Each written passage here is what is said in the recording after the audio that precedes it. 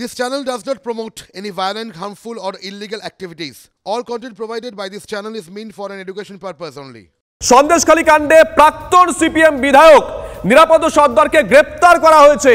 বাসদনির বাড়ি থেকে গ্রেপ্তার করা হয় সিপিএম নেতা নিরাপদ সর্দারকে। প্রথমে আটক, তারপরে গ্রেপ্তার করা হয় তাকে।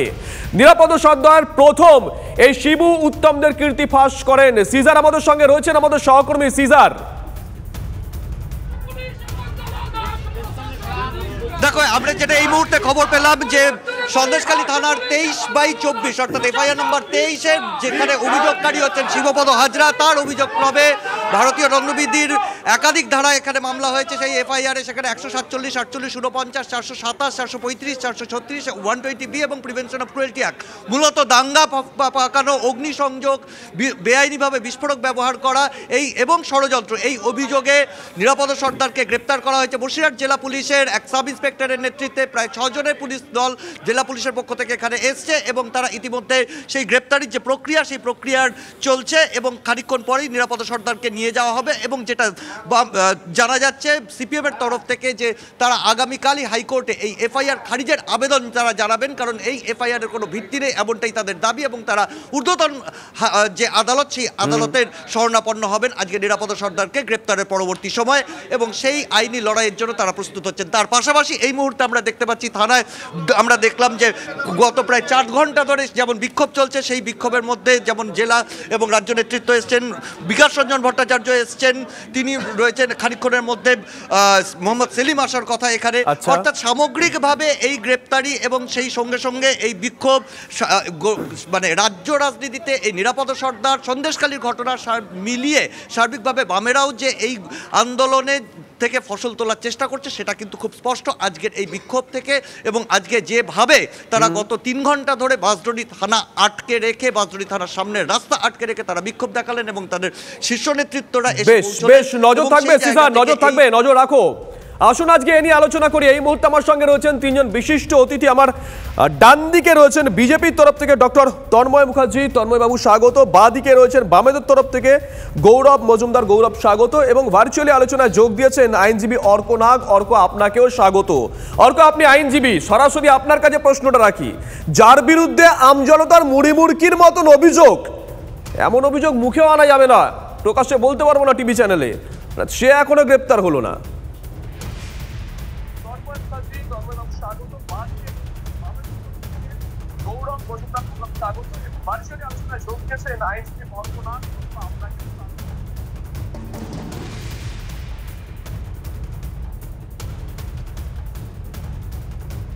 না, অর্কর সঙ্গে যোগাযোগ বিচ্ছিন্ন হয়ে গেছে। যাবো তন্ময় বাবু, যার বিরুদ্ধে মুড়িমুড়কির মতন অভিযোগ, সে এখনো গ্রেপ্তার হলো না।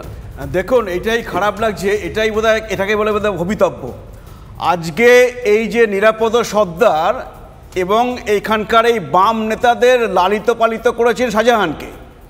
আজকে 2011 সালে যখন রাজ্যে তৃণমূলের ঝড় বইছে, সেই সময়ও কিন্তু বামেরা এই সন্দেশখালী আসনে জিতেছিল নিরাপদ সর্দার এই শাহজাহানের সাহায্যে। আজকে সেই সময়ে জ্যোতিপ্রিয় মল্লিক এবং তৃণমূলের নেত্রী বলতো শাহজাহান হচ্ছে ওখানে বামেদের হারমাদ এবং সে ভোট লুট করছে। আজকে 2013 সালে শাহজাহান চলে আসলো তৃণমূলে, হয়ে গেল তৃণমূলের সম্পদ। আর আজকে সেই শাহজাহানের কাণ্ডকলাপে আজকে শাহজাহানকে না ধরে পুলিশ ধরছে সেই নিরাপদ সর্দার। বেশ গৌরব, সেটা হচ্ছে বিজেপি। গৌরব, আমরা নিরাপদ সর্দারকে দেখেছিলাম একেবারে প্রথম দিন থেকে তিনি মুখ খুলেছিলেন এই শাহজাহান বা শাহজাহানের লেটেল বাহিনীর বিরুদ্ধে, এবং তিনি যে অভিযোগগুলো করেছিলেন তর্কের খাতিরে যদি ধরেও নেই ওটা রাজনৈতিক অভিযোগ, ওই একই অভিযোগ কিন্তু আমরা আমজনতার মুখ থেকেও শুনেছি। স্বাভাবিক ব্যাপার, নিরাপদ সর্দার মানুষের নেতা, জনগণের নেতা, গরিব মানুষের নেতা, ক্ষেতমজুরদের নেতা। নেতার সঙ্গে মানুষের প্রত্যেক দিনকার যোগাযোগ, মানুষের প্রত্যেক দিনের যে অভাব অভিযোগ, মানুষের ওপর যে অত্যাচার হচ্ছে, সেই অত্যাচারের যে অভিযোগ, সেটা নিরাপদ সর্দার জানবেন, এটাই স্বাভাবিক। এবং নিরাপদ সর্দাররাই এই অভিযোগ বলবেন, এটাই স্বাভাবিক। কারণ নিরাপদ সর্দাররা চুরি করেননি, লুট করেননি, নিরাপদ সর্দাররা মহিলাদের ওপর আক্রমণ করেননি, অত্যাচার করেননি। আজকে বিজেপির এখানে প্রতিনিধি বলছিলেন নিরাপদ সর্দারের নামে। আমি একটা ছবি দেখাতে চাই, একটু ক্লোজ করে দেখবেন। এই ছবিতে শুভেন্দু অধিকারীর সঙ্গে শেখ শাহজাহানকে দেখা যাচ্ছে। কারণ হচ্ছে এই শেখ শাহজাহানরা ছিল শুভেন্দু অধিকারীর পোষ্য। আগে শুভেন্দু অধিকারীর পোষ্য, এখন হচ্ছে ভাইপোর পোষ্য। আসলে শেখ শাহজাহানরা ভাড়া কাটে, কখনো শুভেন্দুর হয়, কখনো হচ্ছে ভাইপোর হয়। বিজেপির নেতারা জানেন না, হয় কখনো বামেদের হয়। এটা বলো বলো বামেরা তৈরি করেছে ওকে, এখন সে তৃণমূলের সম্পদ হয়েছে। সেটা হচ্ছে যে আমার কথা হচ্ছে যে একজন অভিযুক্ত শিবপদ হাজরা, যার নামে সেখানকার গ্রামের মানুষ, তার বাড়ির পাশের লোক অভিযোগ করছেন, পুলিশ তাকে খুঁজে পাচ্ছে না। সে কি করে পুলিশে অভিযোগ করলো এবং তার অভিযোগের ভিত্তিতে কিভাবে নিরাপদ সর্দারকে গ্রেফতার করা হলো? পুলিশের এসপি জবাব দেবেন না? এই পুলিশের এসডিপিও আমিনুল ইসলাম সেখানে দাঁড়িয়ে, পরশু দিনকে আমি টিভিতে দেখেছি, সেখানে দাঁড়িয়ে বলেছেন যে উত্তম সর্দারকে, তার বিরুদ্ধে কোনো অভিযোগ নেই, কোনো অভিযোগ তার বিরুদ্ধে মানুষ করেনি। তাহলে অভিযোগ যখন নেই, তাহলে উত্তম সর্দারকে হচ্ছে যে গতকাল রাত্রিরে তৃণমূল সাসপেন্ড করার পর, আসলে পালং শাকের ক্যাশ মেমো, তৃণমূল এরকম আরাবুল ইসলামকে সাসপেন্ড করেছিল, তৃণমূল এরকম হচ্ছে যে অনেককে সাসপেন্ড করেছে। অর্জুন সিং, তন্ময় বাবু কিছু বলার চেষ্টা করছেন, কি বলার চেষ্টা করছেন আমি জানি না, আমি আপনাকে নিরবিচ্ছিন্নভাবে বলতে দেবো, কিন্তু প্রশ্নটা হচ্ছে অন্য জায়গায়। প্রশ্নটা হচ্ছে যে এখনো পর্যন্ত যা সূত্র মারফত খবর পাওয়া গেছে, কিংবা তন্ময় বাবু যে অভিযোগটা করলেন, মানে যে অভিযোগ করছে, যে অভিযুক্ত সে বেপাত্তা, সে যার বিরুদ্ধে অভিযোগ করছে সে অ্যারেস্ট হচ্ছে। এইটাই হচ্ছে, এইটাই আপনি ঠিক বলেছেন। আজকে দেখুন শিবু হাজরা এফআইআর করেছে 117 জনের নামে নাকি, তার মধ্যে আমি যতটা জানি 47 জনের নাম আছে, তারা হচ্ছে কোনো রাজনৈতিক দলের সাথেই নেই এবং অন্যদের সেই অঞ্চলে থাকে না। অনেকে আছে পরিযায়ী শ্রমিক, কাজ করছে উত্তরপ্রদেশে, কেরালায়, যেহেতু তারা বিজেপির হয়ে বুথে বসেছে আগে বা ভোটের আগে গ্রামে আসে, তাদের নাম দিয়ে দিয়েছে, পুলিশ তাদেরকে খুঁজে বেড়াচ্ছে। আর এই শিবু হাজরা পুলিশ স্টেশনে গিয়ে এফআইআর করছে, পুলিশ নাকি তাকে খুঁজে পাচ্ছে না। আজকে গ্রামের মানুষরা বলছে যে আমরা যদি অভিযোগ করতে গিয়েছি, পুলিশ বলে দিয়েছে আমাদেরকে শাহজাহানের কাছে যাও। বক্তব্য শুনিয়েছি, আমজনতা বলছেন যে আমরা যখন পুলিশের কাছে যেতাম অভিযোগ করতে, পুলিশ আমাদেরকে বলতো এই উত্তমের কাছে যাও, এই শিবুর কাছে যাও। এই বক্তব্য শুনিয়েছি। আসবো অর্ক নাগ আমাদের সঙ্গে আলোচনায় যোগ দিয়েছেন। অর্ক, টেকনিক্যাল সমস্যা হচ্ছিল হয়তো, তাই আলোচনা আমরা বেশ খানিক্ষণ 4-5 মিনিট মতো আলোচনা আপনাকে ছাড়াই করতে বাধ্য হয়েছি। এই আলোচনায় যে উঠে এলো আমাদের তরফ থেকে যে অভিযোগটা করা হলো আলোচনায়, যে শিবু, যার বিরুদ্ধে অভিযোগ, যেই অভিযুক্ত এখন নিখোঁজ রয়েছে, তার অভিযোগের ভিত্তিতে অন্য একজনকে পুলিশ অ্যারেস্ট করছে, অথচ এই শিবুকে অ্যারেস্ট করতে পারছে না। দেখুন, আইনে তো কোথাও নেই যে কেউ কারোর বিরুদ্ধে অভিযোগ করতে পারবে না। যাকে দুজনের বিরুদ্ধে অভিযোগ করেছেন বলেই তো দেখা যাচ্ছে, আর তাতে যে অ্যাকশন নিতে পারবে না এরকমও কোনো আইনের ব্যাপার নেই। যেহেতু একজনকে পুলিশ অ্যারেস্ট করেছে, প্রাইমারি নিশ্চয়ই তাদের কাছে কিছু গ্রাউন্ড আছে, সেটা যখন তাকে কোর্টে প্রডিউস করা হবে, লোয়ার কোর্ট সেটাকে অ্যাডজুডিকেট করবে। সেই অ্যাডজুডিকেশনের সময় তো দিতে হবে, সেই অ্যাডজুডিকেশনের সময় না দিলে তো হবে না। এবং পরবর্তীকালে তো শুনলাম বাবেরা নাকি বলছে তারা হাইকোর্টে যাবে, হাইকোর্ট নিশ্চয়ই সিচুয়েশনটা দেখবে। কিন্তু একটা কথা বারবার বলার চেষ্টা করছি যে সন্দেশখালী, যেটা নাকি বসিরহাট লোকসভা কেন্দ্রের অন্তর্গত, সেখানে তৃণমূল কংগ্রেসের 2019-এর যদি নিরিখ আমরা দেখি, তাহলে প্রায় 3.5 লক্ষ ভোটের নিরিখ। অর্ক একটু থামাচ্ছি, বিকাশ রঞ্জন ভট্টাচার্য তিনি কি বলছেন শোনাবো। 1 মিনিট, বিকাশ রঞ্জন ভট্টাচার্য কি বলছেন? ওটা হলো নিরাপদ, এদের উস্কে দিয়েছেন। যদি উস্কে দিয়ে থাকেন, নিরাপদ ঠিক কাজ করেছেন, গ্রেপ্তার হবেন কেন? কোথাও কি সন্দেশখালীর এই গণ আন্দোলন সেটাকে স্তীমিত করবার জন্য? আমি তো প্রথম থেকে বলছি, লক্ষ্য দুটো, তৃণমূলের অপরাধীদের রক্ষা করো, তৃণমূলের দুষ্কর্মের বিরুদ্ধে যারা আন্দোলন করছেন তাদের গ্রেপ্তার করো, তাদের ভয় দেখাও, তাদের উপর রাষ্ট্রীয় সন্ত্রাস চাপিয়ে দাও। এতে হচ্ছে তৃণমূলের পরিকল্পনা। না, এই বিক্ষোভ যেমন চলছে, তার পাশাপাশি আইনি লড়াইও নিশ্চয়ই হবে। আমরা তো বলছি, আমরা আইনের উপর ভরসা রাখি, আইনি লড়াই হবে এবং আইনের হাত অনেক লম্বা, এটা পুলিশ প্রশাসনও জানেন, মুখ্যমন্ত্রীও জানেন। আগামী দিনে এই নিরাপদের গ্রেপ্তার নিয়েই লড়াইটা কোন মাত্রায় যায় তখন তারা দেখতে পাবেন।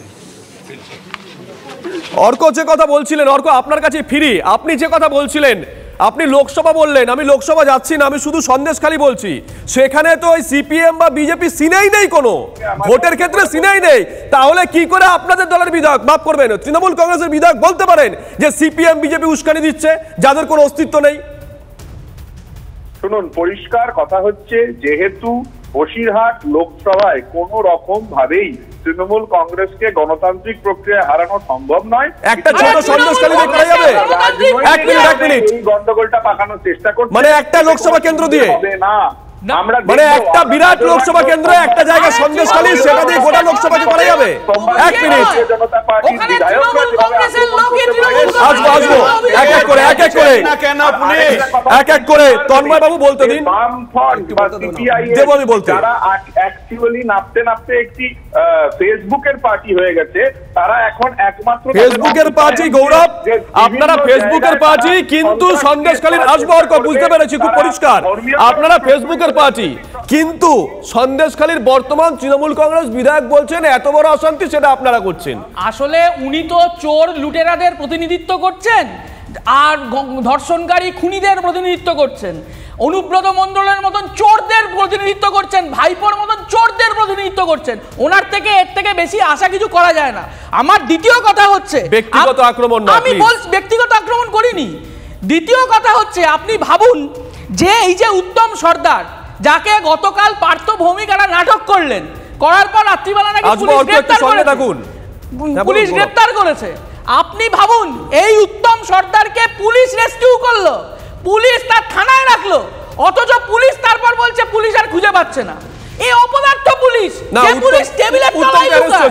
আপনি বোধহয় গুলিয়ে ফেলছেন, শিবুর কথা বলছিলেন না, উত্তম সর্দার আর শিবুর কথা। শিবু তো ওখানে তোলাবাজ। বেশ, তন্ময় বাবু শিবুর বিরুদ্ধে গ্রামের মেয়েরা অভিযোগ করছে। তন্ময় বাবু দেখুন, অর্ক বাবুকে বলবো, উনি আইনজীবী হয়ে প্রথমে বলুন যে এই সরকার আইনটাকে প্রহসনে তৈরি করেছে। সাধারণ মানুষ বলছে উত্তম সর্দারের মাথার উপরে আছে শিবু হাজরা, তার উপরে আছে শাহজাহান, আর আমরা জানি শাহজাহানের মাথার উপরে ছিল জ্যোতিপ্রিয় মল্লিক, তার উপরে ছিল কালীঘাট। আজকে সেই জন্যেই কালীঘাটের পুলিশ মন্ত্রীর কাছে কোনো নির্দেশ পুলিশের কাছে আসছে না। সেই জন্য শাহজাহানের বিরুদ্ধে 1 মাসের বেশি অভিযোগ থাকা সত্ত্বেও তাকে গ্রেপ্তার করা হয়নি। আজকে এটা হচ্ছে আইনকে প্রহসনে পরিণত করা হচ্ছে। আপনারা জানেন আজকে কালীঘাট থেকে সেই নির্দেশ আসবে না, কারণ ওখানে চিন্তা আছে। আজকে শাহজাহানকে, এই শিবু হাজরাকে যদি বাংলার পুলিশ ধরে তাহলে অনেক কিছু অর্কর কাছে একটু যাই। বেরিয়ে পড়বে। অর্ক, এটা তো নিশ্চয়ই এক বাক্যে, প্লিজ এক বাক্যে স্বীকার করবেন যে শিবু হাজরা যে অভিযোগ দায়ের করেছে সেটাকে পুলিশ গুরুত্ব দিয়ে দেখছে। পুলিশ যদি শিবু হাজরার বিরুদ্ধে অ্যালিগেশন, না, প্রশ্নটা হচ্ছে শিবু হাজরা যে অভিযোগ দায়ের করেছে, শিবু হাজরা যেটা দায়ের করেছেন সেটাকে পুলিশ গুরুত্ব দিচ্ছে। বাংলার পুলিশ গ্রেফতার করবে, এবং এর অ্যাডভাইস আমরা সিপিআইএম এর থেকে নেব না, যে দলটা বেসিক্যালি একটি সন্ত্রাসবাদী হারমাদদের দল, আর বিজেপি থেকে প্রশ্নই ওঠে না দল থেকে কোনো কথা শোনা। সিপিআইএম এর থেকে শুনবো সন্ত্রাসের কথা? না, সিপিএম বিজেপি না, আপনি আমার কথা শুনুন।